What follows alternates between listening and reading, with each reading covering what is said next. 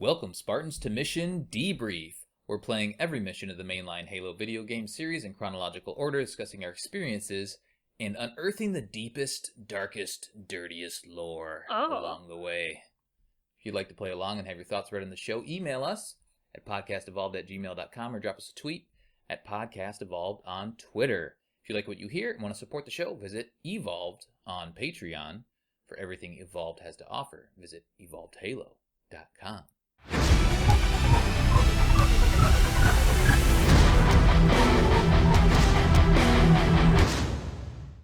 This episode, we're debriefing the high-value targets, the distress call, there's just one, and Easter eggs from the Reformation area in Halo Infinite. I'm your host, Colin Perkins, alongside David Arnold.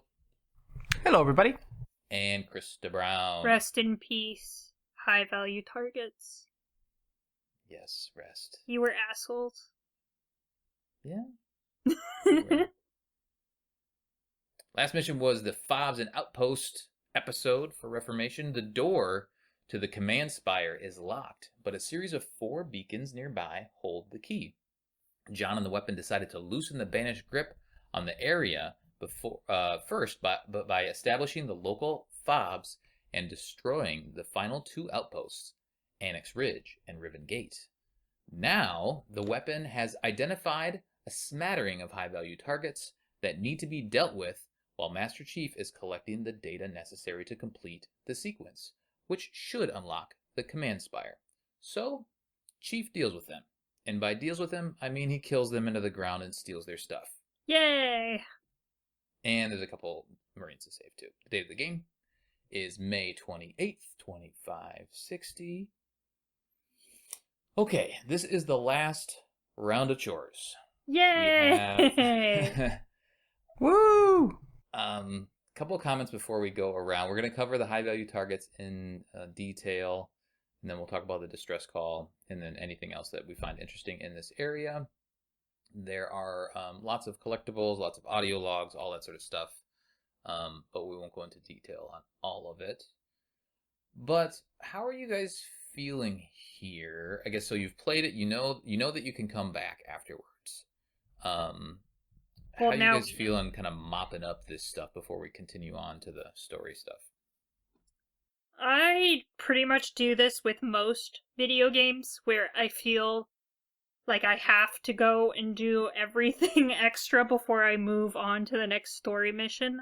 Mm-hmm. It's some kind of dark compulsion that I have to do all the side quests and stuff, so ends up being a case where it's like Skyrim where the world is ending, but I spend 100 hours just roaming around doing nothing.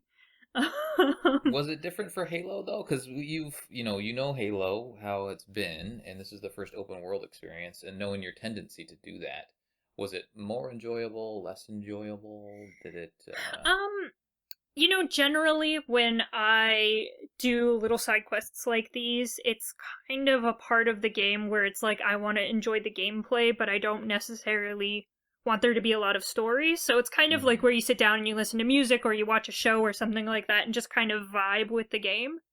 Mm-hmm. So that's kind of what I do. I sit down, I just make a whole session out of, getting all of the collectibles, and then I go to the story and actually pay attention to what's going on. But I've never not liked doing that, but I do. But I'm saying for Halo, is it different because you're doing it in Halo versus another game? No, not really. I still felt compelled to tick off all of those little things on the map before doing the next thing.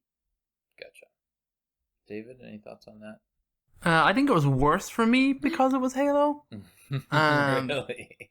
Yeah, because some games when they're open world and you have a checklist and stuff, I'm just going through it and I'm paying attention to something else or I'm watching something else in the background, and it's kind of fine. I like kind of the grind of an good open world game like that. Mm-hmm. But this one, I was glued to. I wanted to know everything. I mean, where's all these audio logs piecing together these stories that are scattered around this whole map? I mean, it was driving me crazy trying to explore and find stuff, and eventually had to. Did I use a guide for some of the guide for the skulls? I did for sure, just in case, because I was never going to find them. I found one naturally. I just couldn't find the rest. The world was too big. It was too much potential, and I just had to know, Colin. I just had to know the answers. Right, so it was almost like and plus you had to pay closer attention because it was Halo, maybe. Yeah, definitely. And you're trying to find these eggs, and I never found anything really, and it's just you're trying to pay attention. But I loved it. I spent so much time my first playthrough just exploring. Yeah, and we've talked about how, I mean, personally, I love this. I was playing earlier today, and I was just looking around, like, this is awesome that they've given us this playground to just go do some Halo, right?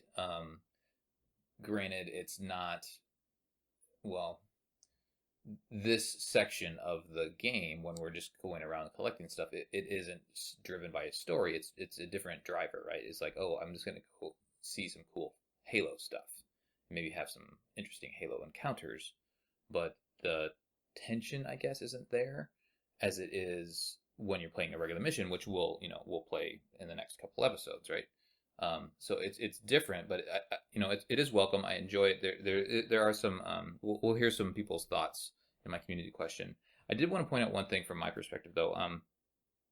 As I was going around and searching for collectibles, I think, like with the Spartan cores that you're using to power up your armor, I didn't feel like it, especially on heroic, that I necessarily needed to do that in order to complete the game. And maybe it's because I've already completed the game.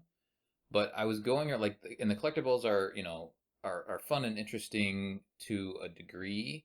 But my point about the chores, like, they do get tedious because you want to go finish the game, at least from my perspective. So I didn't feel like I was necessarily powering up Master Chief for a reason outside of just needing to get all of the things. Like I've already been, well, I guess I have all the things. So my after I've gone around and collected everything, so my Mjolnir armor is completely powered up with some cores to spare. But I didn't feel like I needed to do that in order to keep going from a gameplay standpoint. Does that make sense, Krista? Yeah, no, and I feel like a lot of games have this because obviously they're going to have more upgradable, or like the items to upgrade the thing than upgrades itself, if that makes sense. Mm-hmm. So, I mean, they have a bunch of Spartan cores, but you don't necessarily need all of them to have a complete Master Chief, because, I mean, half of the shit I don't even use, right? So yeah, I think it just does come down to a completionist thing rather than a, I need this for the gameplay thing. Because I feel like once you upgrade your shields, your grapple hook, and then maybe the enemy detector, I mean, everything else is just kind of like, oh, I guess I have these, so I'll spend them. Yeah. And it's not like they didn't give us a Metroidvania where you need the thing to get past the thing. No. And maybe they will do that eventually. I mean, you kind of need the grapple shot, but I guess you don't really need it to complete the game. And there's stuff missing from the campaign as well, Colin. I mean, there's no repulsor. I've still never used it. True. Mm-hmm. Yeah, that's a good point. So anyway, just some food for thought, I guess. I do like being able to power up my armor, but it would be a more interesting experience if I needed to power up the armor in order to do something specific. If that makes sense. Not necessarily. I guess maybe it is a Metroidvania thing, but it's like, oh, I have to go get some more extra Spartan cores to unlock this ability in order to pass this wall here. Maybe that wouldn't be well received, but I feel like doing all this stuff, I have 5 extra power cores, Spartan cores, that just aren't doing anything. And granted, that's just so you don't have to collect them all to power all the way up. But I feel like the point of powering up is to use them in, during combat, and you do to a degree, but again, like we've talked about, a lot of times you just default back to 1 or 2 things and you're not using everything. But maybe that's just for variety and everybody's personal preference. So anyway, just a thought. One other thing I wanted to mention is there's a bridge that connects the Pelican Down section. Did you guys know that? I didn't realize that until playing through. Yeah, I found that a few times, a few different playthroughs. Yeah. So you can drive over there, and then once the bridge drops from where we got dropped off last mission to the command spire, you can essentially drive a Warthog all the way back up to the Mortal Reverie, because all those bridges are connected, which is cool. So yeah, lots to do. The world is fully opened up. We're gonna go mop up the rest of the things that they've given us to do. Find all the we'll cover the audio logs, but you just lots of stuff to do. So go do that. Go enjoy some Halo. I'm hoping they do tweak things a little bit, and we'll cover some of that during the last recap episode. Okay, one last thing is the AA gun. One of the AA guns that we saw that we destroyed in Pelican Down. You can actually see it just kind of overlooking this area too, which is kind of neat. And again, we talked about how now it makes sense that you have the Wasp because the AA gun is knocked down. But if you had that Wasp and that thing was still up, it would just, it would immediately knock you down. So I think nice touch there to make that a good story tie-in. Give a good reason for the Wasp to be available now. Okie dokie. I'll just go over the area collectibles one more time, just so everybody has them top of mind. There are 13 Mjolnir armories. There are 8 banished audio logs. There are 15 Spartan cores. There are 4 skulls. 3 of them are found in this open area, which we'll talk through real quick. 25 audio logs, and those are all most of them are the Spartan audio logs. And I guess I'll stop here really quickly. I know we've covered them in Podcast Evolved, but I was listening through the scattered episodes today, and they do have an audio log for Makovich and Sorel, both of their deaths essentially, which I thought was a nice touch. Sorel when he was being encountered by Hyperius and Tavares, and then Makovich and Sorel were together when Jega or Domnai was hunting them, and essentially he's the one that killed Makovich.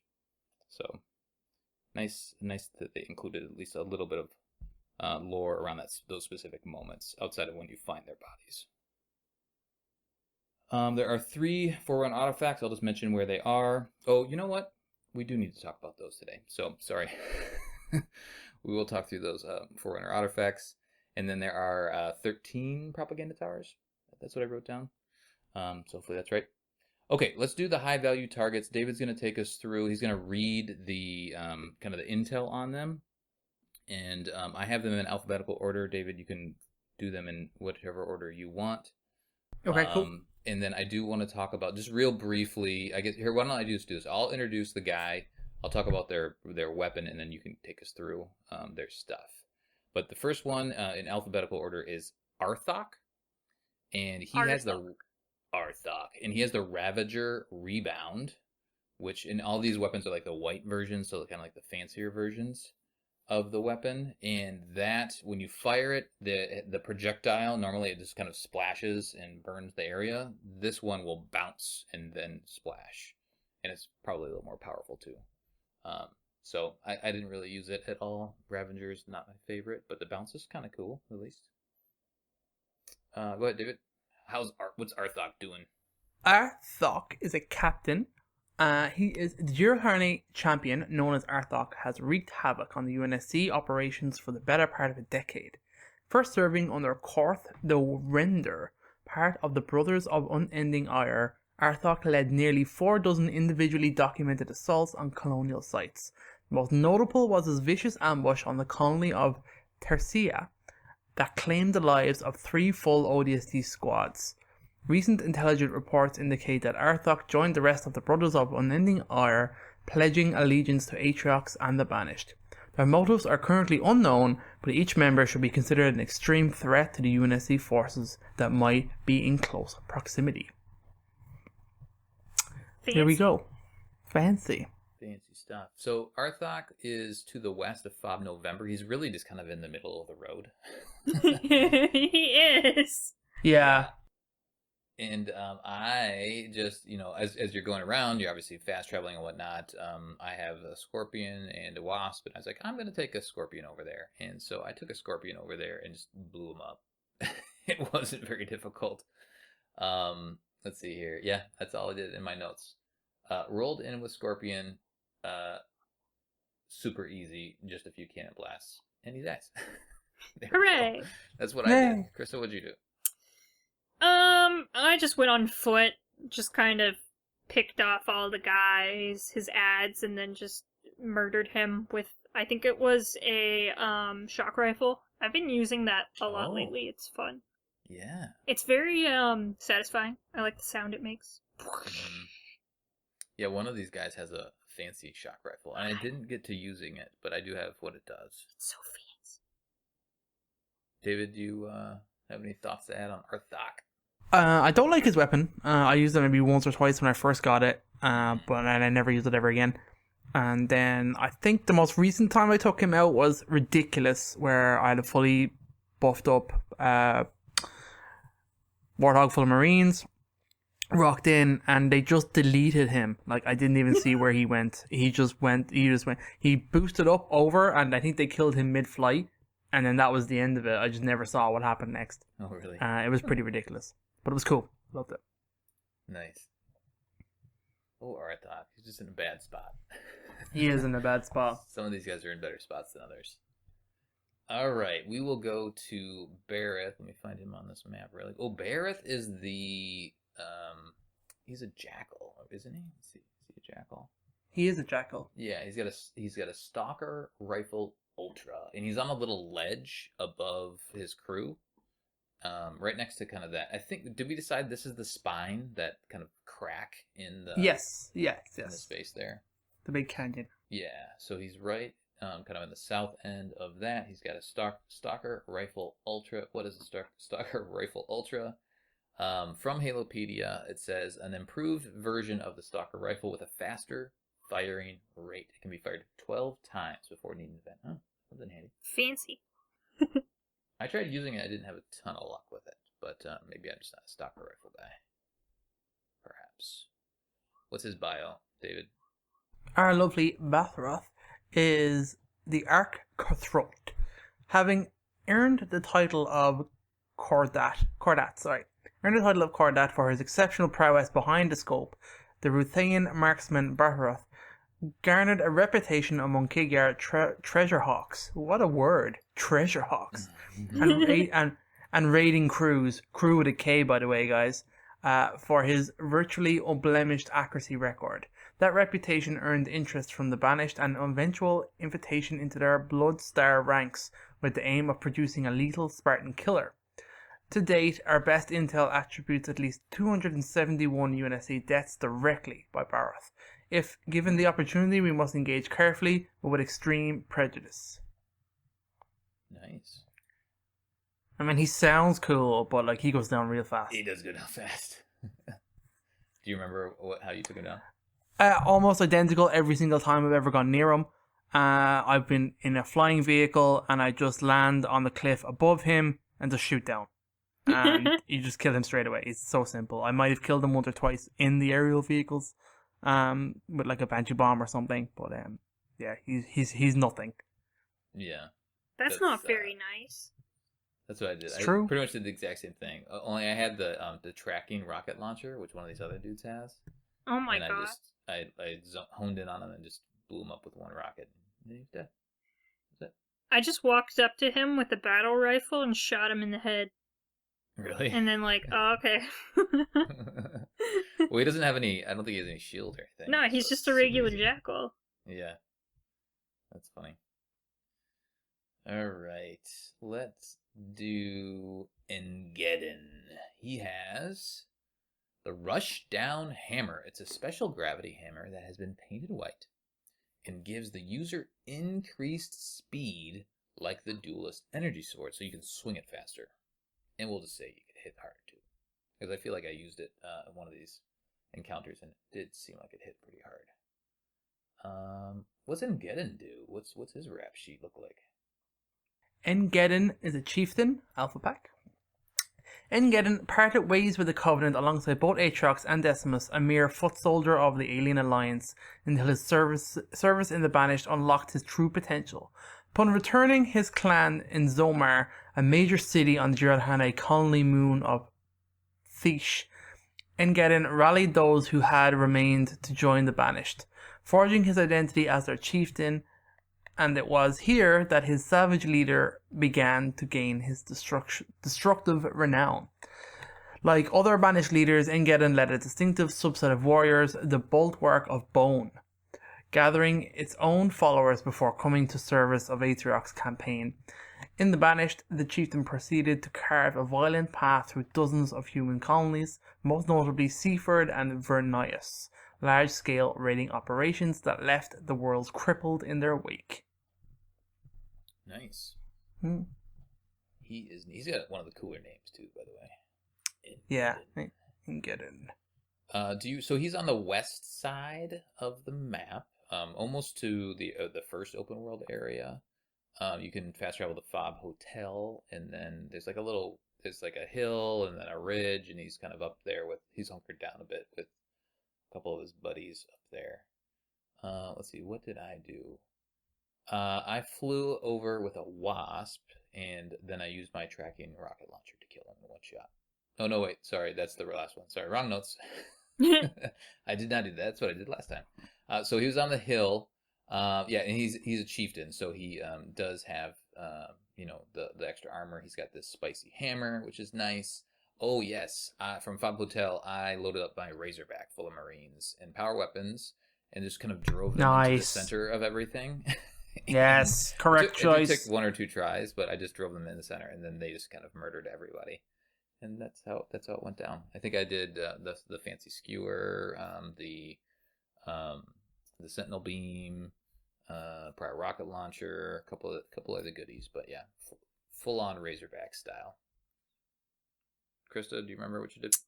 I had a chopper at the time, so chopper. Yeah, he was running towards me, and I was slowly backing away, shooting him, and then he died. Oh, really? Nice. David? I've definitely done the Razorback at least once, and I'm pretty sure I fought him on foot the second time, and I've never gone near them really since then. Like, the later game HVTs, I only really go after now if I want their weapon. Yeah. And I don't really have much use for the hammers or swords or anything like that. I just don't play that way.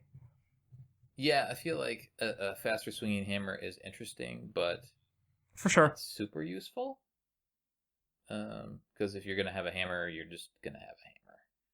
I don't know, as an extra thing, but it's neat that it's neat to have. I'm sure if there was like a special mode or something like that, eventually in multiplayer where they give you fancy weapons like this, it would come in handy. The faster swinging. But in campaign, I feel like it's not a huge deal. Okie dokie. Down the list we go is Myriad. This one was cool. I like this one. Yeah, I like Myriad. Myriad's cool. It's not only a cool name, but it is a cool encounter. And it's tough, I feel like. This is one of the tougher encounters I had. They are south of Fob Juliet. And what's their rap sheet? Myriad.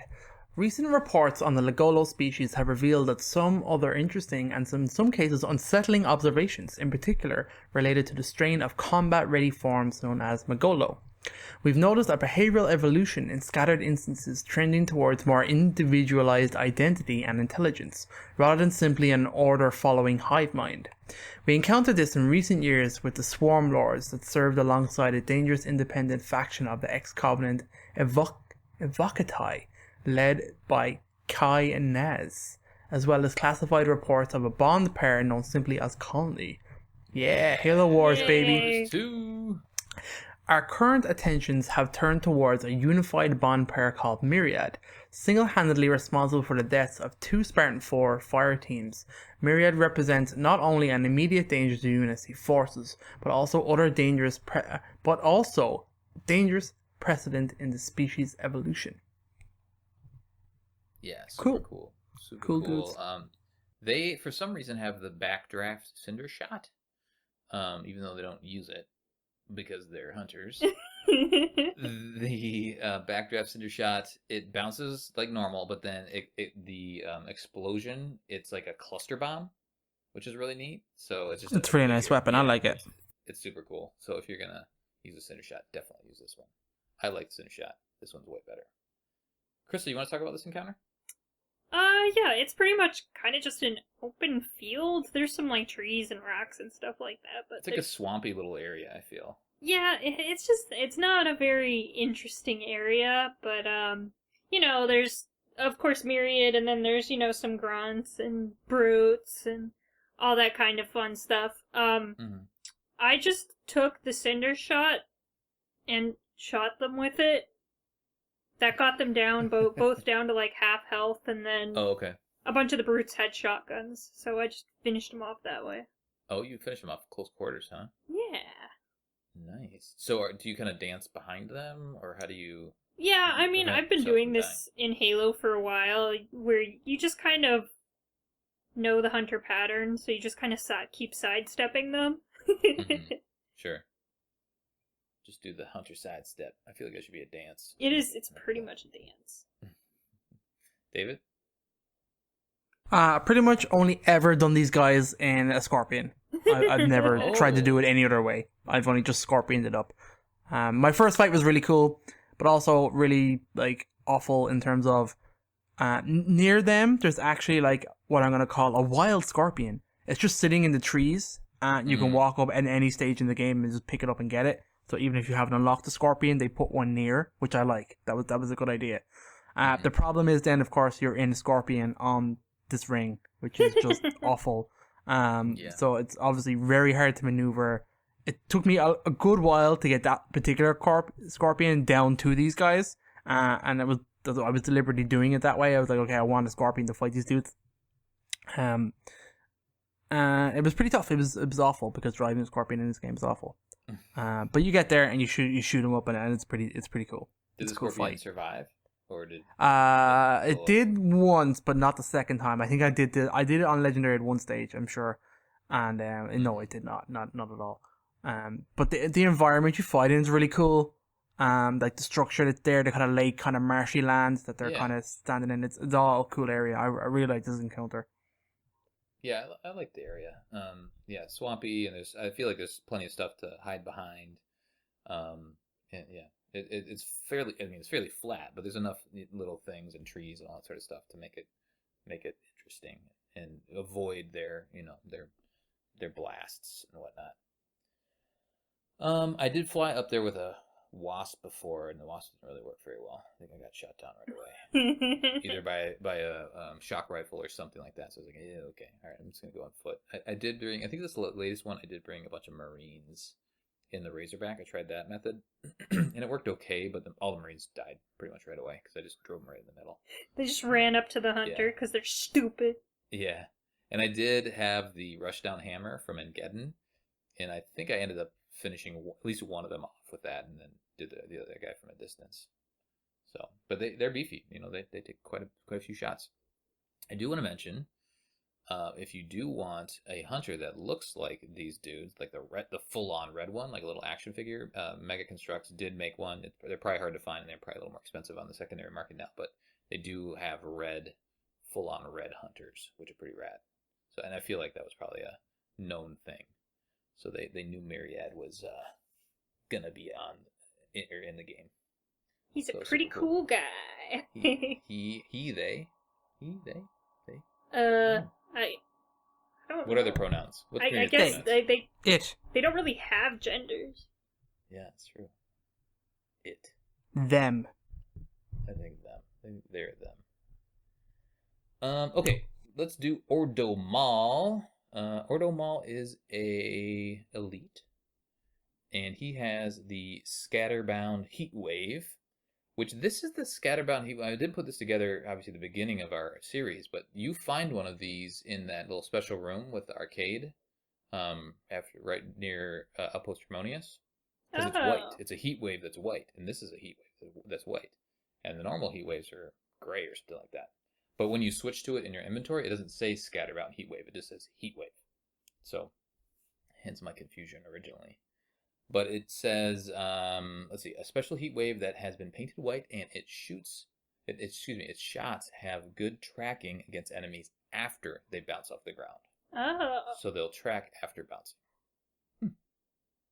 I was kind of curious about that one because I didn't have a ton of luck. I mean, it just felt like a normal heat wave, but I guess you gotta know how to use it. Yeah, I never really understood what it did either. It's cool. What's this dude's rap sheet? His stuff. So Ordomal is a Wraith Master. No surprises there, guys. Oh, that's the Wraith one. Yeah. Yeah, it's a cool fight. Mm-hmm. During the Covenant, war, Ordo Mal was unequaled among Sangheili raid pilots and was responsible for the deaths of at least 654 UNSC personnel. His death toll increased to over 1,200 in the years following, many of those taking place during the Banished raid on the UEG colony of Palinghanar. Unlike others, Ordo Mal did not join the Banished until well after the Covenant's collapse in the wake of the Sangheili Civil War.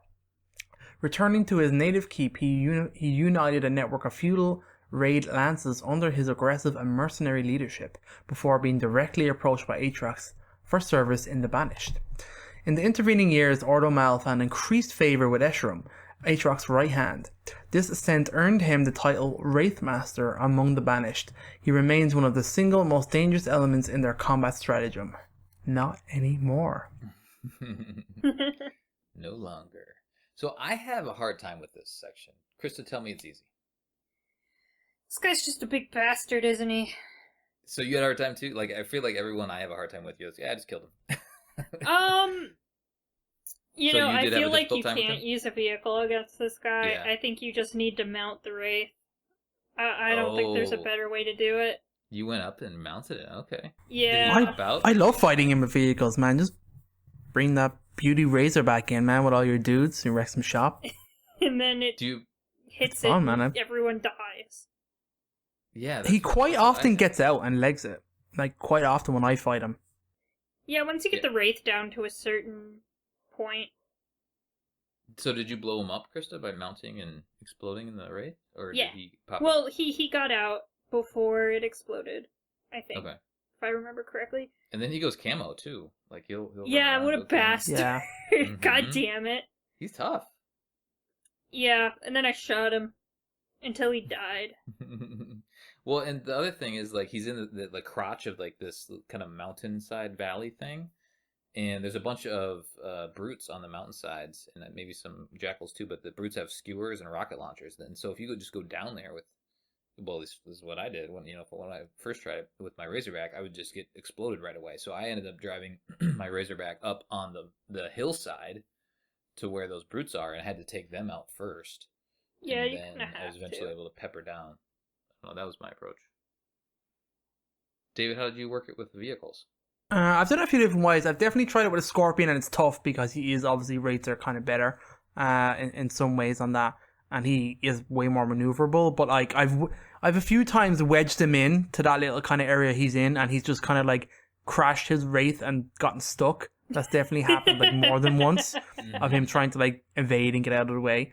So that's been kind He's of fun. the And most obviously, like prolific Wraith user in all Yeah. of the Banished. the EMP grenades are great. Obviously, they disable and they're Mm. really good against his. But a couple of times he has caught me off guard because I've just been driving on that road and not really paying attention, and then all of a sudden there's brutes and snipers and skewers and rockets coming towards you and a big wraith in the middle, and you're kind of There's a like, shade oh turret, crap, I'm too. not ready. I think it's Yeah, crazy. there is. There's a lot of stuff here, and like there's a crash pelican nearby with some gear and stuff, which is handy.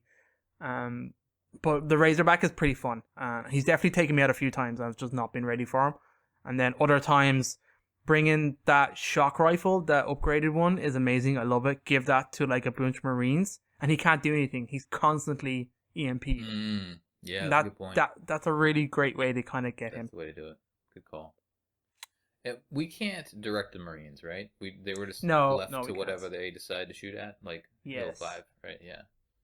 I wish they had added something where we could just direct them, because that'd be handy. But Well, we had that. the Marines are they- pretty good overall. They took it away. They're okay. They're okay. So the fight is north of Fob Hotel on a road, and like I said, kind of in this crotch of this mountainish hillside thingy. But yeah, good fight. Okay, the Skimmer Patrol. So we have 3 left. Skimmer Patrol, and they have the Purging Shock Rifle. They or it, I guess there is an alpha that we'll talk about here in a second. The Purging Shock Rifle is an improved version of the shock rifle with a magazine size of 15 units. It fires Yes. a burst of 5 every time you pull the trigger. So you have 3 shots with bursts of 5. And I think there's maybe 90 rounds or something like that in the thing. So you use this quite a bit, Krista? Oh, yes. Yes, I love the shock rifle, and this one is just so much better. Mm-hmm. It's so nice. It's just, like I said, it's very satisfying. It's crazy satisfying. Yeah, I need to use it. meant to use it before that we recorded, but I haven't done it yet, so I will toy around with it. David, what's the alpha skimmer have to say?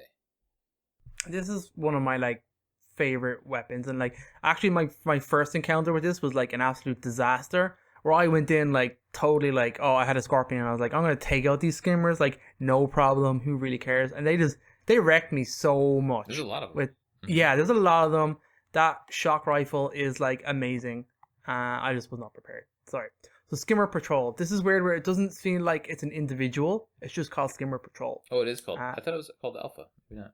No, it just says Skimmer Patrol. Species unknown, origin unknown, threat level high, which is really weird because you kind of know these things now, and it doesn't fill out the target information, which is interesting.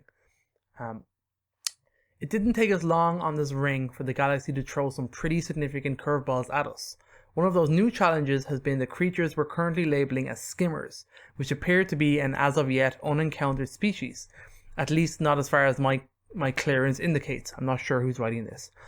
They're working for, or perhaps with, the local banished forces, but their armor configurations doesn't seem to match the normal banished aesthetic, where we've encountered at least one small contingent of skimmers that seem to be more lethally outfitted group. We're not sure of their status in the banished hierarchy, but taking them out and gathering any intel we can, whether biological or strategic, wouldn't hurt if the opportunity presents itself. Oh, this is actually quoted to Spartan Hudson Griffin at the end. Oh, that's interesting. That's an unusual entry. That's not like any of the others. Yeah, and these guys, we decided they were in Silexes also, correct? Did we? Probably. I think they would have had to have been, because they would have had to have been, yeah. Harbingers. Unless the Harbinger just made them from somewhere. Yeah. They kind of look like they're Harbingers, but they're not. They're two different species. Okay, and I guess the encounter itself. Krista, any thoughts on the encounter? He's like, there's like this little cave thing that the Alpha. Well, I thought it was called Alpha, but maybe not. Anyway, so there's the skimmer that you need to kill that is flying around in there, and then a bunch of them outside. Any thoughts on this encounter? Skimmers are annoying. Yeah. It wasn't terribly difficult though. They go down quite easily. Mm-hmm. So I just kind of ran in there with a BR and a commando and mopped them up. Mm-hmm. I did a scorpion. You brought a scorpion? Yeah. It's like the worst one to bring. Yeah, I know. I just wanted to see if it would work, and it did. Yeah, I got done. Just one blast. He's done. Yeah. Anything else to say, David? No, I kind of jumped the gun a bit with my story, but that's pretty much it. I've done it since then, like correctly, not in a scorpion. But yeah. I like the area, the kind of cave. There's kind of two entrances and stuff, and there's a couple of dudes kind of milling about here. It's interesting. It's good. Mm-hmm. Yeah, it's a cool little setting. All right, the next one. Oh wait, location-wise, where are you, Alpha? You are north of Fob Juliet. Is where you are. Okay, Rith Cool. He has the pinpoint needler. It says, so have you guys used this thing, the pinpoint needler at all? It's fantastic. It's no, amazing. not really. It's broken. It's a tracking needler. So it like has the lock on like a like Banshee bombs or the tracking rocket launcher. Yeah. But it's only a certain distance that it'll track, so you have to get close enough. But when you use it against grunts, Krista, did you notice this? When you use it against grunts, it just like headshots them constantly, and so it's just like a confetti mess. Like it's just like with the birthday party skull on. It's just like it's amazing. It's just, confetti just bursts out of their head, and it's just the best party ever. Mm-hmm. Yeah, definitely pick this thing up and use it. Rith is a skirmisher. That's right, and he's up on that hill where I guess that one. It's not even a hill. It's like on top of those Forerunner columns, where you. Yeah, he's got a cool little base area that he's kind of in. Yeah, it's cool. It is on the south of Fob Hotel. What's his rap sheet? Wraith Cool, the skirmisher. So Rith Cool was born in the Tower of Vetnos on the asteroid of Azad, one of the only cities of this colony to remain unaffected by the constant threat of piracy. After the Great Schism, her name rose to prominence in Tartarus' circle, largely due to her intellect and strategic wisdom of space warfare, which earned her the role of naval combat architect. Functioning in this capacity, Rith managed to take down over 185 UNSC capital ships, making her one of the most lethal Covenant assets in space. When the Covenant finally came to an end, however, Rith took her frigate Dagger of Mercy and its crew and continued ransacking Forerunner relic sites and trading them in the burgeoning cross-war, cross-species black market. Although lucrative, she desired to return to warfare and sought out Aatrox for the placement in the Banished. That's pretty cool. Yeah, so female, which is more common. And are skirmishers, I was trying to look this up before, but are skirmishers also Kigyar, or are they different? They're related. They call them cousins or something. That's kind of a loose term they refer to them as. That's right. So yeah, a cool encounter because what I did, I'm sure most people do is fly a wasp or something up there, and then it's pretty well defended. There's like kind of one area there's a shade turret on one side, and then another area that's got some just a bunch of damage structures and whatnot on the other side. And Rith came at me, so I went and brought my wasp up onto one side and ended up kind of taking out some of the adds around. And then there's this little tunnel that connects the two sides of this platform up there. And Rith came at me pretty heavy, and I just headshot her, and that was it. She went down pretty quick. Krista, what? The same thing. Headshot and then you're done. Yeah. These ones are funny. Because the weapon hypes them up and gives you a little bit of a profile on them, and then you just walk up to them, shoot them in the head, and then leave. It's great. Yeah. Yeah, when they don't have a shield, it's super easy. Anything to add, David? No, except for the fact, I've tried to do this, from the wasp, and it's way harder. If you just land and shoot her, it's so much simpler. Yeah, because there's skewers and shot rifles and everything. Exactly, yeah. I've tried to do it a few times that way, just kind of brute force it and tell us that this is fun. But really, you just need to land it and shoot her real simply. But the area that she's in is really cool. I kind of like it. Yeah, super cool. Okay, one more. Zeratis. And Zeratis was mentioned in one of the... was it the Outpost Intels, I think? I think it was the one where they're collecting the rings.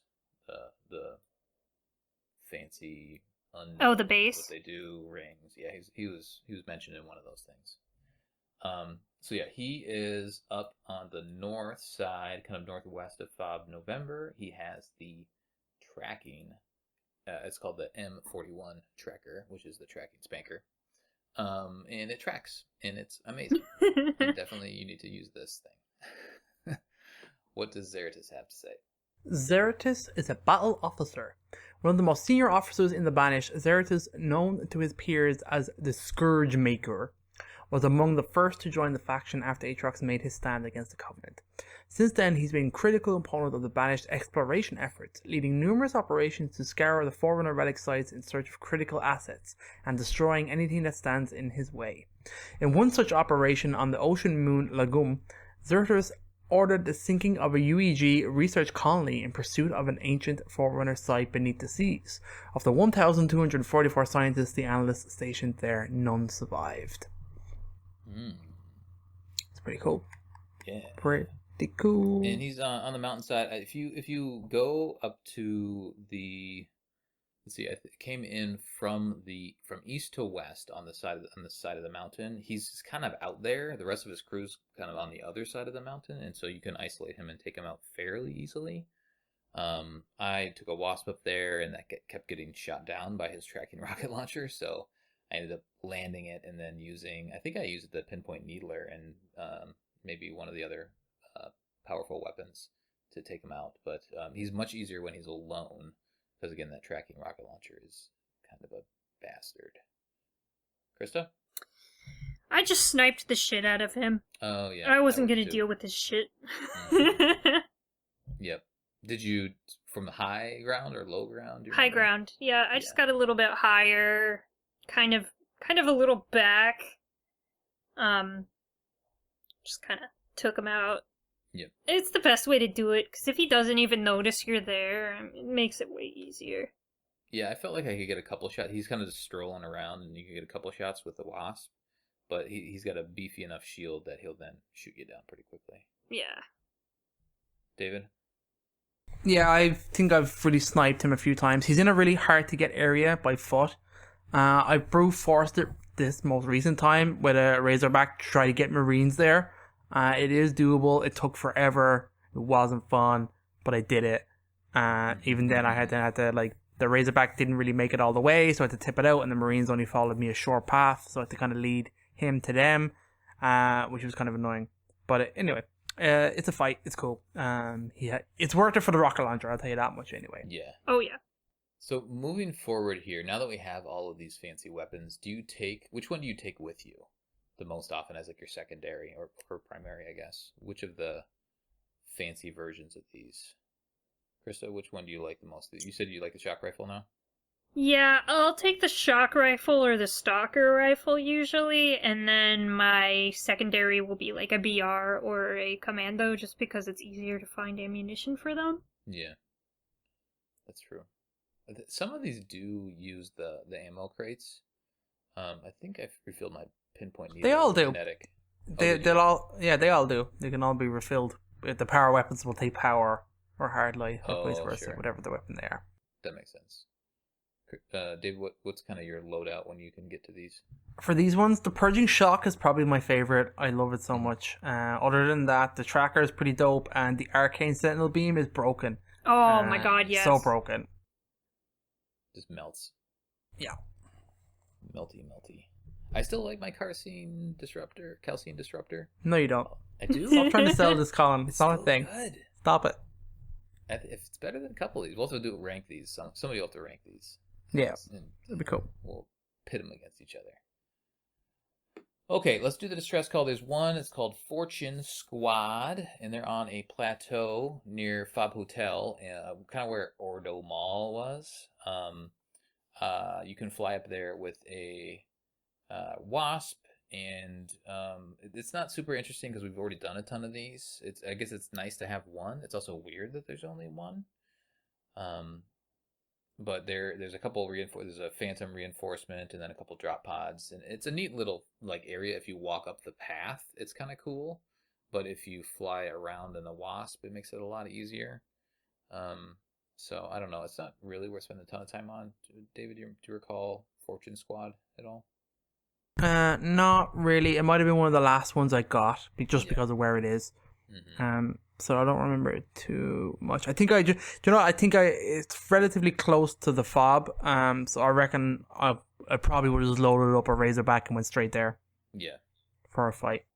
Yeah. Krista, any thoughts on Fortune Squad or just kind of distress calls at this point in the game? I went straight Banshee with this one. Oh, nice. Yeah, it was fun. But I guess just in general, I mean, the distress calls are cool. I feel like they're cooler when you just kind of happen upon them. Mm-hmm. When you're mopping them up, it becomes a little bit of a chore, but it's kind of nice when you're traveling earlier in the game, trying to get from place to place, and you just happen upon them. Yeah, I like there's a little bit of a reward. There's some valor, I think, that you get. I wonder if, just an idea is if to your point exactly, Chris, if they just are randomly generated encounters and then you need to like do, I don't know, 10 or 15 of them to unlock something maybe. But having, I guess it kind of makes sense that you encounter a bunch in the second open world area and then only one here because you're kind of almost done with the game at this point. And there's a lot of high value targets and stuff like that. But anyway, I'm glad they didn't add a ton here versus the other open world area. There's just a bunch, and that was a little overkill. There is a Spartan core. There's a little cave down below this plateau, which is cool, and there's a Spartan core down there. I really like that. So go explore that. There's lots of little encounters like that around here. We'll talk about that in a little bit. Let's just cover the skulls really quickly. There's a black eye skull, and as a reminder, the black eye shields only regenerate when you melee. Ugh. So that one's fun. And that's the one that's in that's like a little cave behind the waterfall. Like you have to climb up in there to get to that one. It's near the south beacon there's the 4 beacons that we have to do for the next mission. So yeah, check that one out. That's cool. There's also Famine, which is the Famine itself is weapons dropped by enemies have half the amount of ammo. Also no fun.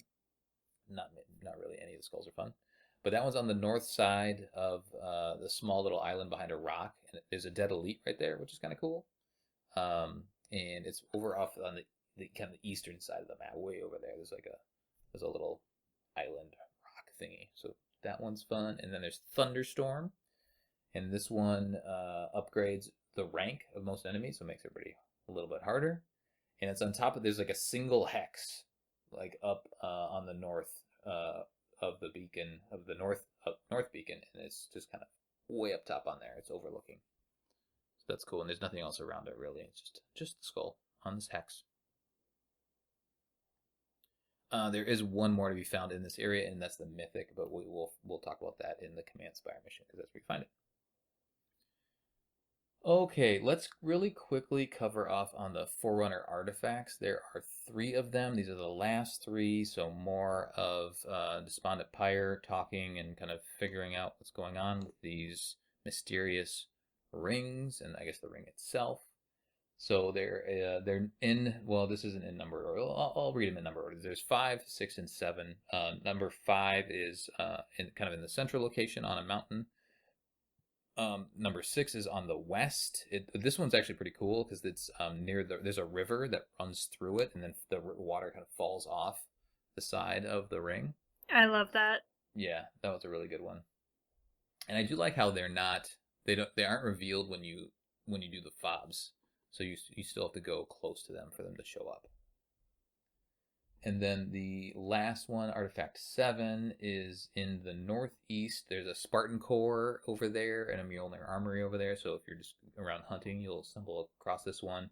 And this one's actually guarded by 3 brutes, and they all have their banished shields. So they're actually pretty beefy to take out. So there's the 3, and we'll play those for you, right? Time continues to be on my mind. I now believe these relics to contain a warning. A message from the past. But from whom? And why? As I look to the sky, I am struck by a thought. This ring. A constant loop. Are we all fated to repeat the sins of the past? I am close to deciphering the runes. Perhaps I will learn who left them. My makers, the Forerunner's greatest fear was understood to be the great parasite. The Flood. A scourge that almost wiped out everything. I now believe this hypothesis to be incorrect. Their greatest fear was losing their power. The fear of a master who would become a slave. Enemy within. That is the meaning of the runes carved into this monument. These runes predate me. Older than even the Forerunners. Time moves forward and back again. I now see rings inside of rings. Great circles everlasting. Without beginning or end. Endless. As I say their name, I feel foolish, uninformed, misled. And I'm afraid. Okay, more ramblings of Despondent Pyre. She's confused. We're confused. We don't know what's going on here. But they're really hammering home that there is something besides the flood that is worse than the flood through these, more or less. I'll believe it when I see it, Colin. Yeah, when we see it, we will see it, right? So the last one I think is interesting because she says enemy within. Says that's the meaning of the runes carved into this monument. I don't know if it's the specific monument or it's all of the monuments, all the rings, if it says enemy within. And because that could mean many things, and we'll probably talk about that more towards after we finish the campaign. But it's interesting, I guess. She does talk about the Endless specifically as well. We don't know exactly what that means. But the Endless are Zalanin, which she's also mentions as well. I don't know, Krista, what's your take on these last couple? It's interesting. I feel like some of the concepts she talks about we kind of already know because we're super lore nerds. Just kind of talking about how the Forerunners were scared to lose their power, blah blah blah blah blah. How they probably weren't as good as a lot of people say they are, or how they're kind of made out to be towards the beginning of the series. I like the idea of the circle and stuff repeating itself because that's kind of been a little bit of a theme that's been going on with just the flood getting re-released and stuff like Cortana kind of really mirrors Medicant bias. So there's a lot of stuff that's kind of mirroring the events of the past. So I kind of like how they're alluding to that a little bit more. And then obviously, like, of course, they have to name drop the flood. Yeah, I feel like they're more or less telling us as a player. They're saying the flood aren't here. There's like you're not going to see the flood, okay, guys? Right. Mm-hmm. Which is strange to me. I mean, like, the flood was so hyped up for so long, and now it feels like they're trying to, like, de-escalate the flood to kind of move the Endless into that role. Yeah. So, yeah, I guess I can't make any, like, concrete decisions on that until, we actually get to know the Endless a little bit more, but it is kind of like, what's going on? Yeah, it's a lot of foreshadowing and stuff that'll probably make sense after we find out more, I feel like. I don't know. David, any thoughts on these? They're okay. Again, there's not a lot of information here. I know we've talked a lot of them before already. I do like how it touches on in number 6, the fact that their fear is that it's not the flood, but it's actually losing their power. Their fear of the master become the slave. Yeah, I really like that. And we see that motivation because it actually makes sense because that comes across in other media as well, in other places where we see the Forerunners, how they react badly to like not being the ones in charge. I think that's pretty cool. And the idea that they would be maybe not, it's not like the fear of the Endless may not be worse than the flood, quote unquote. It might just the fact that the Endless were maybe superior in different ways to the Forerunners, and they were afraid of maybe the Endless overtaking them and making them slaves, as opposed to like the flood just consuming them. But anyway, I think that's interesting. We'll see where they go from here. Yeah, and she does call out specifically that these runes, these things that we're finding, these rings predate the Forerunners, which is super interesting. Which means that these were brought onto the ring. Yeah. Like, someone found these and put them on the ring, because the ring was built, so these existed before the ring existed, which is interesting. Which makes me think that maybe they're actually Endless relics. There's something from artifacts from their world, if they predate the Forerunners. It's interesting. Maybe this is where they got the idea of the ring shape, or the ring halo, which would be cool. That's kind of cool. Yeah. I thought about that. Yeah, I love that. All right, so done so? Yeah. So I think we're good there. Okay, what else do we have to cover? We have some Easter eggs to cover, and just really quickly, we'll run through a couple Easter eggs. They are pretty basic here, but some fun stuff. There is a couple dolls. There's a Didact doll, there's a Harbinger doll, there is a Jameson Locke doll, an Endless doll, and a Grunt doll. Check those out. Echo 216 also has a doll. And then there's a Blood Gulch map hologram, kind of in the center area. Again, there's Easter egg, there's a little interactive map you can find. So that's kind of cool. It's inside Riven Gate, this Blood Gulch map, which is neat. Go check that out. And then there is an original Xbox, which you can find. It's kind of on just a hard to reach spot with all the hexes. You kind of jump down and you can find the original Xbox in like the green shadows, which is neat. So yeah, I guess I just wanted to talk about really quickly, and then we can kind of close and do community stuff. But just any other interesting encounters that you guys found?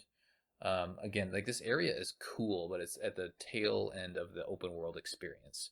After we finish this, once we go into the sequence, that is like the point of no return, and the game doesn't really warn you, and I guess it doesn't really matter. But if you did want to find some cores and you find yourself a little further along, you're like, oh crap, I can't get anything else until the very end of the game. Any thoughts about just this landmass, David?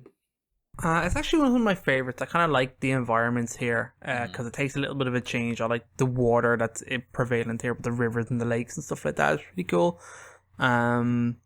What else can I say? Some of the bases and stuff like that, and where the beacons kind of are, is really cool. I like all those areas and all these encounters. There's some really cool caves and cool stuff to find in this area. I like when you take it as a whole. It's a great map. I really do like it. It's just obviously unfortunate that we don't have more kind of terrain and environments and stuff like that, and biomes and all this kind of stuff. But it's cool. I like it as a starting point because like the whole map's revealed to you now. You probably have a wasp, so you can pretty much do everything. Do all your chores, like Krista That's says. right. Halo chores. Krista, anything else to maybe point out? I have a confession. Once I got to this point in the game and I had access to flying vehicles, I did not explore as much because I just literally flew everywhere. It's a good point, though. I feel like it's nice having the wasp, but this area is so interesting. If you don't have the wasp, if you just if you do it on foot or do it in a vehicle, they put a lot of love into this area, but a lot of it can be missed. Yeah. Which is kind of like the downside of them unlocking flying vehicles. Mm-hmm. But yeah, I walk around a little. It's interesting to see like the sentinels and stuff like that roaming around. That's something that really is noticeable in this area. But other than that, I can't really think of much because I was flying around. Yeah.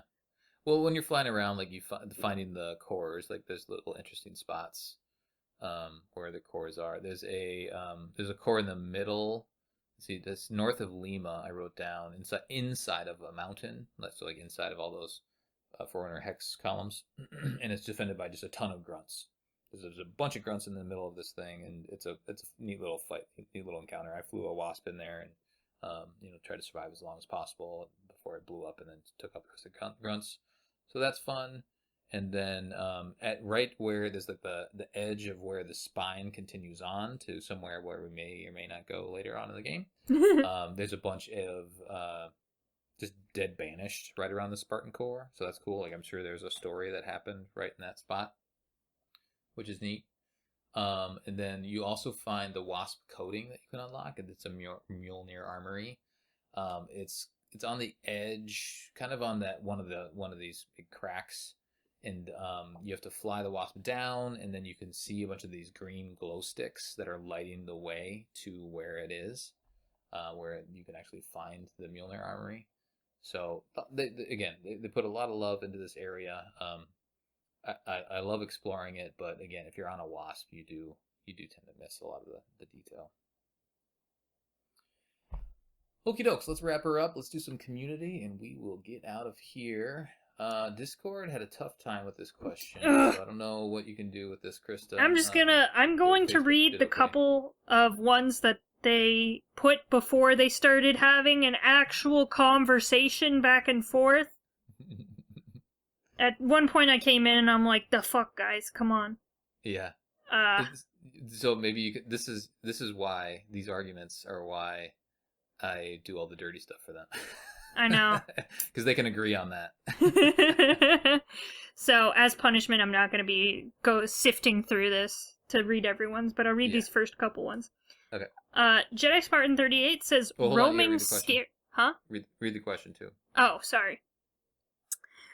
Suggest new environment, elements, challenges, or encounters that would make the next Halo Infinite open world experience even better. And this is question for Mission Debrief, Halo Infinite, Reformation, HVT, Distress Calls, and Easter Eggs episode. Oh my god. Okay, so Jedi Spartan 38 says roaming scarabs. And that makes me so happy. I love that. That'd be neat. Mm-hmm. Could you imagine, like, trying to do something and you see a scarab and you just have to run for your life? Yeah, that would be cool. Our friend Axel said I would add random encounters between patrolling UNSC and Banished/Endless. Maybe the UNSC is transporting resources and we need to help defend them from an enemy assault. Of course, these are not permanent activities. It would happen randomly, and it has a tangible impact on the world if you fail. So that's cool. Mm-hmm. Matt says, in all honesty, in one of the episodes, I think David said that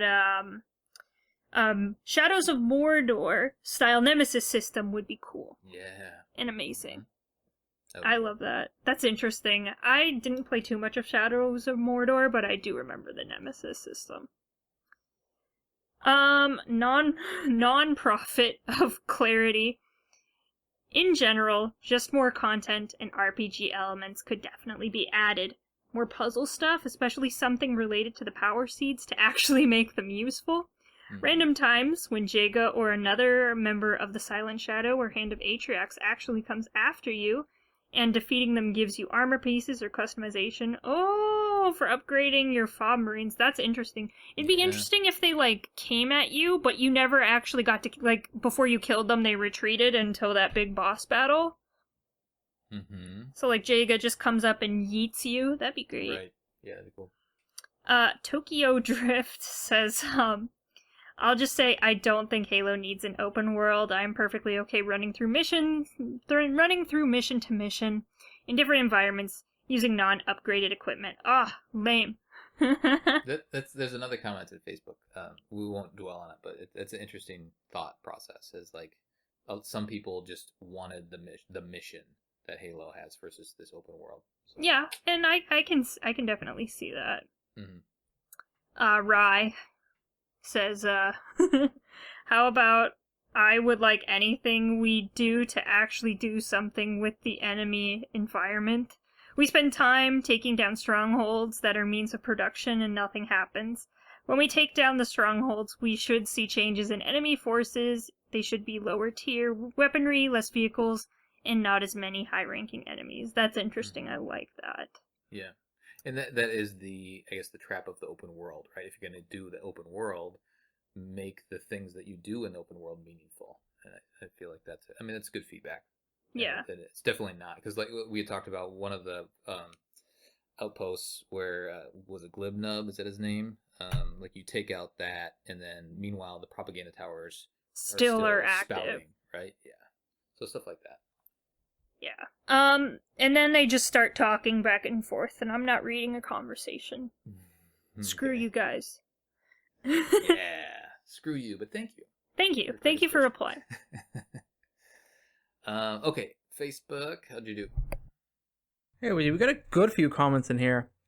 So, Colin Perkins, admin at April 18th, suggests new environmental elements, challenges, or encounters that would make the next Halo Infinite open world experience even better. Open bracket question, mission debrief, Halo Infinite, Reformation, HVT, Distress Calls, and Easter Eggs episode. Mm-hmm. Whew. That's a lot. Okay, we have 20 comments. Oh boy. Jimmy John, exact one-to-one recreation of Two Fort from Team Fortress 2 and a giant statue of Bearded King David. Oh yeah. The way you capture the Two Fort outpost is by taking the intelligence, but there's a fuck ton of sentry guns in the intelligence room all poised to destroy you. Hope people know that. Didn't play much Team Fortress 2, if at all, I don't think. Simon Key, random weather effects like heavy snowstorms and monsoons would be awesome. That would be dope. Your fobs should be attacked by large banished forces. The larger they are, the further into the campaign you are. And if you don't take the immediate call to assist your base, it'll be lost back to the banished. There should also definitely be a large vehicle mobs like a banshee or a chopper swarm or a scarab. All that is awesome. 100% yes. Christos says, Maybe don't put things on a map we are unable to visit or revisit or replay. Have a boss HVP that was too many vehicles or an insane vehicle. Wasted open world, in my opinion. That's fair enough. Kyle, convoys to escort more Marines to save. Hell yeah. Miles, rather than additional open world elements, having more singular one-off mainline campaign missions with unique vehicles, scenarios, and environments, more like ODST, and far less Far Cry. Yes. Dicky, Witcher-style quests with a character who gives you the quest and sometimes joins you and has multiple steps that feel immersive. Not always like a shoot and blow stuff up, but like to get a place a certain amount of time, dialogue options, etc. That'd be pretty cool. You're looking for more RPG-style stuff in Halo? I'm okay with that. Okay. I just want stronger story elements, says Jonathan. Luke, I think if they expanded on the high-value target element a bit more and there were Spartan killer banished that hunted you randomly throughout the game and had unique and different ways to try and kill you. Hell yeah, Nemesis system, people. Maybe there would be some kind of audio cue like the weapon says, I sense someone is following / watching us. And you have to try and figure out where they were and where they were coming from. That sounds dope. Yeah. I understand why this game is a single biome, but I'm hoping DLCs adds more biomes like desert, arctic, volcanic, and swamp. Wink wink. I think Valor unlocks should also be upgrade fobs because some of them are in terrible defensive positions. There should be a periodic attacks by the banished as well. I think we're all on the same wavelength here. Yeah. If your defenses are not high enough, then the banished will reoccupy the fob. This will require you to recapture the fob, obtain that fast travel location and Valor that comes with it. As you unlock fobs, rescue troops, and obtain Valor, you should be able to send strike teams out to do missions. Oh, I'm thinking Assassin's Creed style Brotherhood where you send them out. Yeah, I'm all about those little meta games, man. Successful completion of these missions will take your troops better in combat, will limit banished reinforcements. This will make missions easier, and fobs will be a lot less likely to be recaptured by the banished. Oh man, yeah, here we go. You're getting a good old like. That's a very popular choice, I'd say, by a lot of guys like that, by Lucas. Richard says, 1, having more vehicles. For the biggest Halo game to date, why does it feel so limited in vehicles? Agreed, they could have Scarabs. Imagine traversing terrain as Scarab. Oh my god. Oh god, he's got loads over here. I'll keep going. Upgradable fobs, for the buy, incoming weight. Everyone says kind of the same stuff. Everyone loves that stuff. 3, given the option to take more than 5 Marines in the battle, also gave us the ability to command cover, attack, such as commanding. This all makes sense, 100%. 4, and most importantly, the usable mechanic of switching utilities. It's so clumsy and awkward. Yes, we all hate it. It sucks. Alexander, also include environmental hazards with related biome, desert, sandstorms, dust devils, snow, blizzards. You know what you want to do. That's pretty cool. Alexander again, forge mode in the open world, so you can build your fob, defend it, fight style. I'm not sure if I like that, but I know a lot of people would. I am knee deep in crazy deep town of No Man's Sky, and like there's a lot of base building there, and I could see that being cool, but also crazy. But anyway, yeah, there's modes there I'm sure people will love. Manny, start selling plots of land to incoming visitors. Arc Tycoon DLC. The Spartan with the most sale gets all the expense paid trip to Halo. Untouched by eons, this Halo needs to be ravaged by the only way a Spartan can. Jake, outpost upgrades, outpost defense, run the banished attacks on the outpost in the future, endless or flood. That'd be cool. Amado Jose says, add in timing and scoring for the missions, fobs, HVP, outposts, and distress calls. Keep track of personal and global leaderboards. In addition, the higher you score, the more value you are awarded when successfully completed the mission, fob, etc. That's cool. And finally, some guy named Ian Francis says, Valor-based support call-in, radio in for an ODST drop, or Mac barrage like in Halo Awards. Oh my god. Yeah. Yes. ODST drops. That's all dope. These are all great stuff. I mean, I think a lot of the community are in the same, but I mean, like, we could just crowdsource this Halo game. It'd be incredible. Like, just everybody. So many great ideas. That's great, guys. Thank you all very much.